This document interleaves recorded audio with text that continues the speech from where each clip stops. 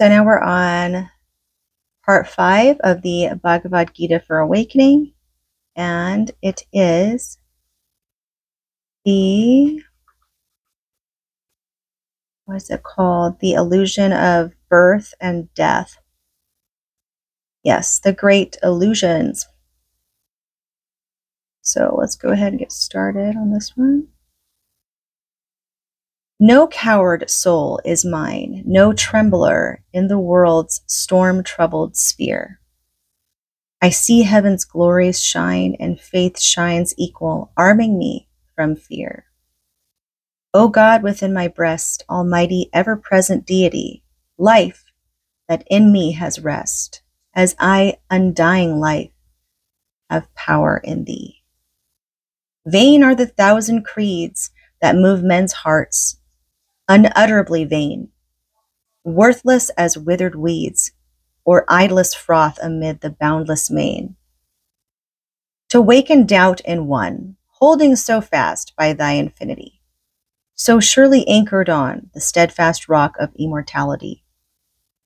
With wide embracing love, thy spirit animates eternal years, pervades and broods above, changes, sustains, dissolves, creates, and rears.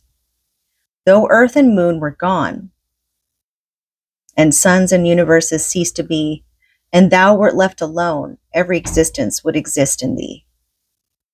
There is no room for death, nor atom that his might could render void. Thou art being and breath, and what thou art may never be destroyed. Emily Bronte wrote the foregoing only a matter of weeks before her death, revealing a profundity of spiritual realization that belied her confined 19th century rural Yorkshire background.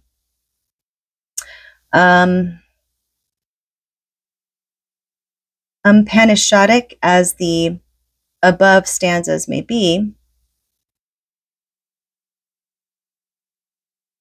the insights expressed therein seem to have arisen totally from within her own divine spirit.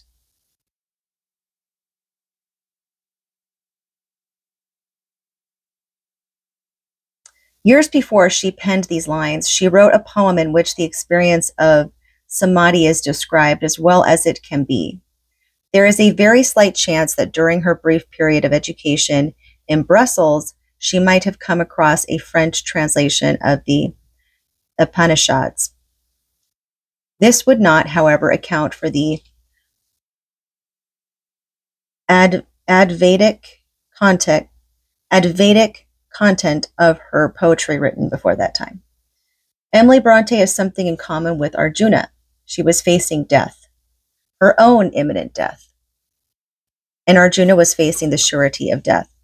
For many he beheld on both sides assembled on the battlefield of Kurukshetra, as well as the likelihood of his own death. From the depths of her own immortal self, the Atma, the assurance of immortality arose in the mind and heart of Emily. From the front of his chariot, the voice of Krishna entered into the ears of Arjuna, awakening his innate understanding, enabling him to see, as did Emily Bronte, the truth of his own immortal being. One thing that marks out the various world religions from the vision of the Vedic rishis is the fact that they all claim to have a new message for a new age, a heretofore unheard of enunciation of truth. The rishis, quite to the contrary, knew and said that they were speaking eternal facts that were like the principles of mathematics. Consequently, as Sri Ramakrishna stated, the Hindu religion alone is the Sanatana Dharma. The various creeds you hear of nowadays have come into existence through the will of God and will disappear again through his will. They will not last forever. The Hindu religion has always existed and will always exist. The Gospel of Sri Ramakrishna. The religion of the Vedas, Upanishads, and Bhagavad Gita alone are the eternal religion, Sanatana Dharma, for it is oriented toward eternity, not toward time, and takes into consideration only the unchanging in the midst of the ever-changing. Just as it was the spirit, the true self, of Emily Bronte that was speaking in this poem, so it is our own true self that is speaking to us through the mouth of Krishna in the Bhagavad Gita. When I first read the Gita, I did not have a sense of reading some ancient document or primeval wisdom spoken through the lips of a long-departed sage or avatar. Rather, I felt that my own soul was speaking to me directly, that I was being taught by my own self guiding me toward realization of my ultimate self, God. I did not accept or adopt religion. I awoke to the truth of myself and God. The Vedic sages did not have a religion in the commonly accepted sense. They had a vision, and the Gita called me to that same vision and pointed me toward meditation, yoga, as the only means of gaining it. The Gita gave me a pretty good idea of yoga, and Patanjali filled with the rest, although she had no such books to guide and inspire her. The yogi of Haworth, Emily Bronte, nonetheless attained the vision by turning within and letting her inmost consciousness lead her to the divine center. Now we are about to hear our own self tell us the truth about ourselves and all that we see or seem, which is indeed but a dream within a dream, as Poe intuited. The living and the dead. The wise mourn neither the living or the dead, says Krishna to Arjuna. Why? Because there are no living or dead, in the sense that those with bodies are alive and those divested of a body are dead. Nor is there such a duality as life and death. These are only the illusions produced by the distorting veils of ignorance. Lead me from death to immortality is not a petition to gain a state where we will never more experience bodily death, but a plea to be led from the outward-turned consciousness that produces death to the in-turned consciousness that produces life. It is spirit itself that is immortality, nothing else. Change and decay all around I see. O thou who changest not, abide with me. What we are praying for is consciousness itself. The truth about us. Yes, the plain fact is this: there are no dead, for Krishna continues. Truly there never was a time when I was not, nor you, nor these lords of men, nor in the future will there be a time when we shall cease to be. We are as eternal as God himself because we derive our very being from God. Just as there was never a time when God did not exist, nor can there be a time when he will not exist, especially since he is utterly outside of time. So there can never come a time when he shall not exist, for we too exist outside of time. However, enmeshed we are in the experience of time through the temporal instruments of the body and mind. Krishna is also making it clear that our distinction as individuals, both from other finite beings and from God, is also eternal.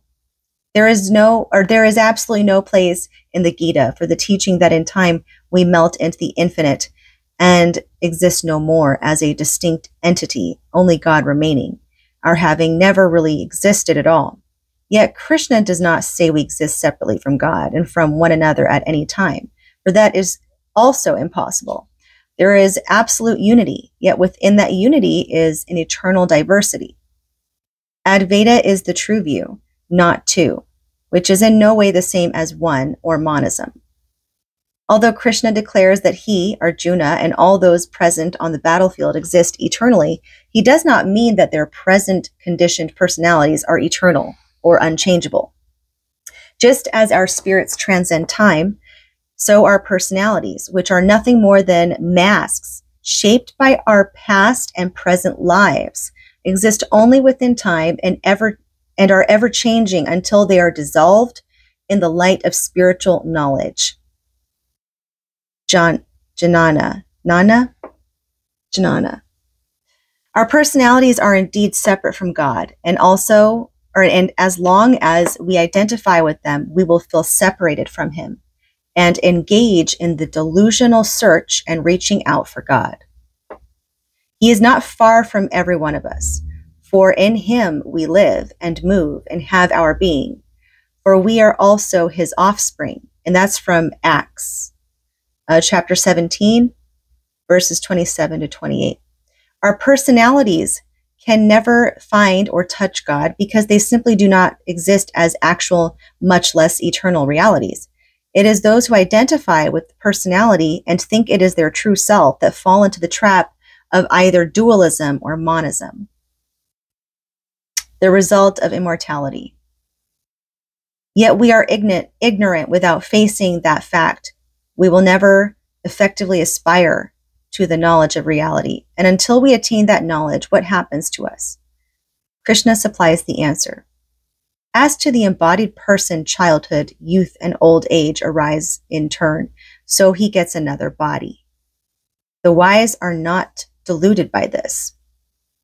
Evolution is implied here, also continuity of consciousness, being, and the utter naturalness and even painlessness of the process. It is all a matter of outer experience, not of inner reality. But we should look at the pieces of the puzzle as set forth in this verse. The number one fact is the existence of the embodied, the immortal self. Here lies the core of the whole matter, literally. All experience which we undergo at any time is what motion picture theaters in the 1960s used to call sense surround. That is, our consciousness is surrounded by enwrapped in a series of sheaths, koshas, which convey all the experiences which it erroneously thinks are happening to it, rather than understanding that it is merely watching screens on which are projected the various sensations, some seeming to be outer, some seeming to be inner. The spirit thinks that it is seeing, feeling, tasting, etc., that it is happy, sad, desolate, fulfilled, and so on and on. In meditation, we think these screenshots are atmic experience if we are not careful. Just how this all comes about is really in the field of Sankhya philosophy and yoga, which will be taken up later by Krishna. For now, the important point to realize is that we are ever separate from all that we see or seen. We are the tenant, not the dwelling. We are the worker of the machine, not the machine. This dweller in the body, our true self or Atma, is the sole reality throughout our many incarnations. When we are centered in that we are free, when we are drawn out and into the surrounding show, we are bound. It is just that simple, though the process of involving and evolving is incalculably complex. Evolution is also spoken of here. Through childhood, youth, and old age, there is constant growth and development, at least for the awakening individual. That is the purpose of the cosmos itself, the evolution of the individual in order to develop the capacity for infinite consciousness. So this is the purpose of dwelling in the body. It is a tool for far more than mere learning.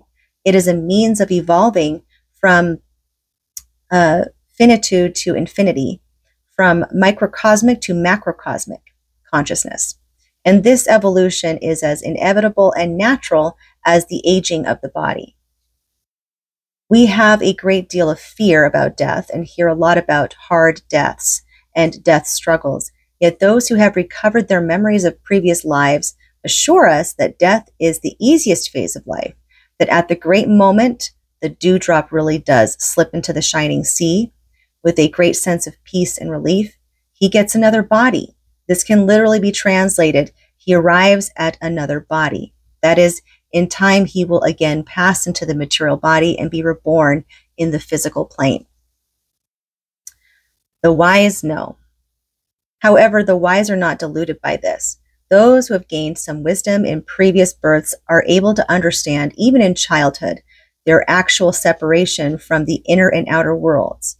If their constant experience of those worlds does not overwhelm them, they are no longer deluded into thinking that their true self has been born or shall ever die, nor do they define themselves according to the movies shown to them on the screens of their acquired bodies. They do not identify with bodily conditions or even the states of the mind that arise before their observing eye. In the ripest state of wisdom development, they say, with Shankaracharya, I am not the mind, intellect, thought, or ego, not hearing, not tasting, not smelling, not seeing. I am not the elements, ether, earth, fire, air. I am the form of conscious bliss. I am spirit. I am neither prana, nor the 5 vital airs, nor the 7 components of the gross body, nor the subtle bodies, nor organs of action. I am the form of conscious bliss. I am spirit. I have no aversion, clinging, greed, delusion, no envy or pride, and no duty or purpose. I have no desire. I have no freedom. I am the form of conscious bliss. I am spirit. I have no merit or sin, nor pleasure or pain, no mantra, pilgrimage, Veda or sacrifice, not enjoying, enjoyable, or enjoyer. I am the form of conscious bliss. I am spirit. I have no death or fear, no distinction of caste, neither father nor mother, nor do I have birth. No friend or relation, guru or disciple. I am the form of conscious bliss. I am spirit. I am without attributes. I am without form. I am all-pervading. I am omnipresent. By senses untouched, neither free nor knowable. I am the form of conscious bliss. I am spirit. And that is the end of the 5th one. Next time, we'll go on to part 6, experiencing the unreal.